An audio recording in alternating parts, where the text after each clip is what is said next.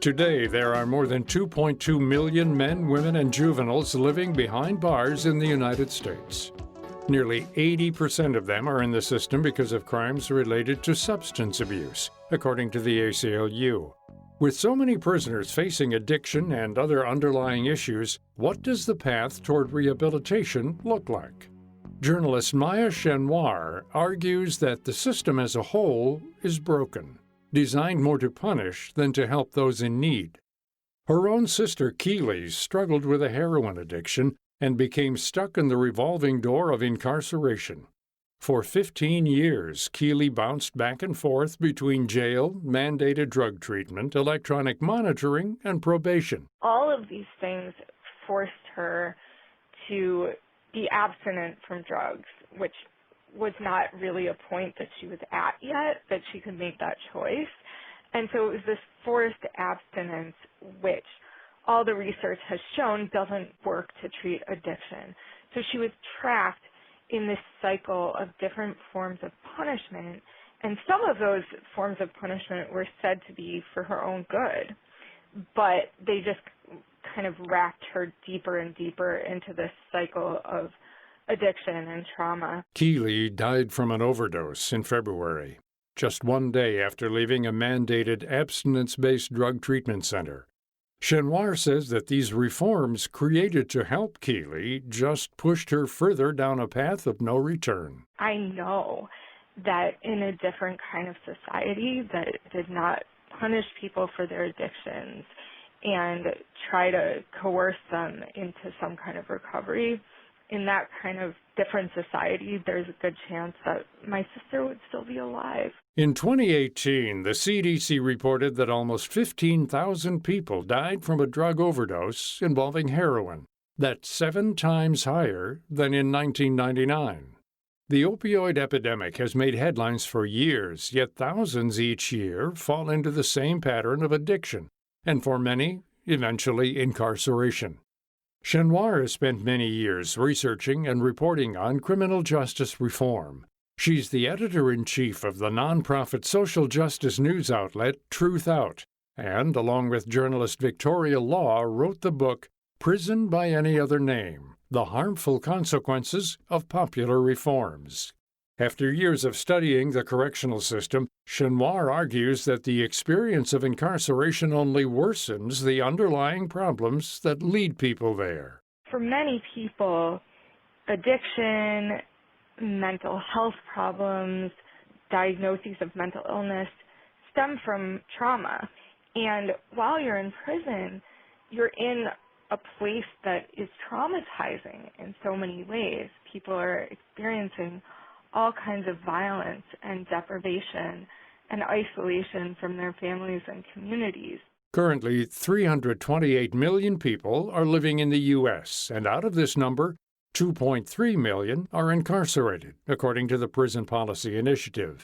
Compare this number to China, where there's a population of 1.3 billion, yet only 1.6 million inmates. Even if you're someone who just focuses on the evidence, we see that prison is not actually the solution to violence. Like, if prison were the solution to violence, then even ignoring the fact that most people are not incarcerated for actual violence that harms people, if it were the solution to violence, then we would be the least violent nation in the entire world because we're the most incarcerated country in the world. And of course, the United States is still an extremely violent country, one of the most. So we need to really take a step back and say, okay, what are our actual goals? Like, what do we want from our society? Clearly, the ability of these structures to effectively rehabilitate is deeply flawed, and the data reflects this.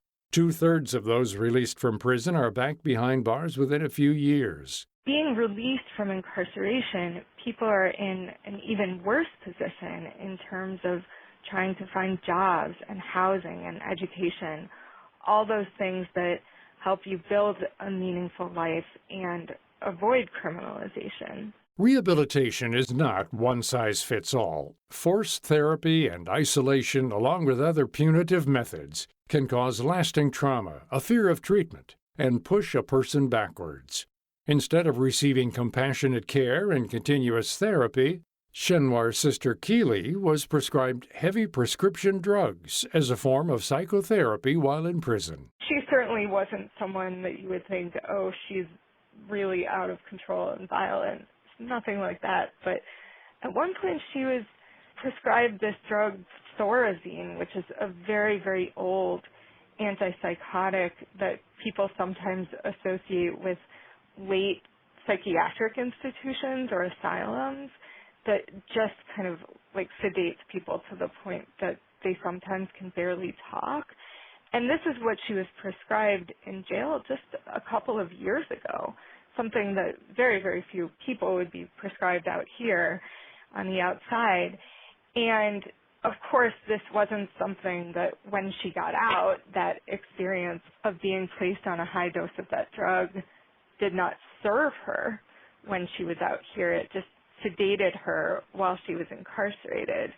But while she was incarcerated, that was called a form of rehabilitation. From forced drug therapy to confinement-based treatment centers, some argue that the system is designed in a way that makes people, especially addicts, more likely to fail. And there is reason to believe that this may be intentional. The U.S. Bureau of Justice Statistics finds that about 8% of inmates in the U.S. are being held in for-profit prisons, creating a direct financial incentive for these companies to keep people behind bars. In addition, prison labor has become a mainstay of cheap means of production for many goods and services, with average wages ranging between 14 and 63 cents per hour across the country. That's why corporations love prison labor, is you can pay someone well below minimum wage to produce the same products that you would have to pay a minimum wage to someone to produce out here. But also, most of the labor that's happening within prison is to reproduce the prison itself.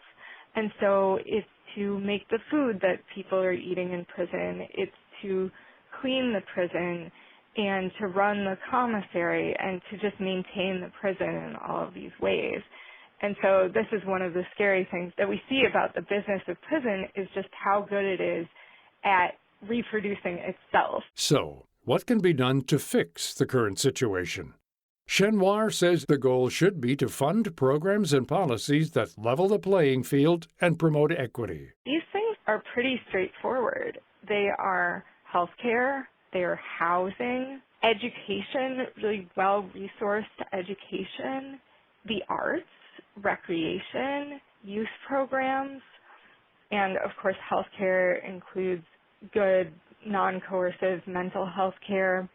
We see how many of these things are already present and a given in affluent communities, so we're talking about a massive reprioritization away from these institutions of violence and punishment and toward life-affirming priorities that actually support people and their families in living meaningful lives. To find out more about this topic and our guest, Maya Shenwar, visit viewpointsradio.org.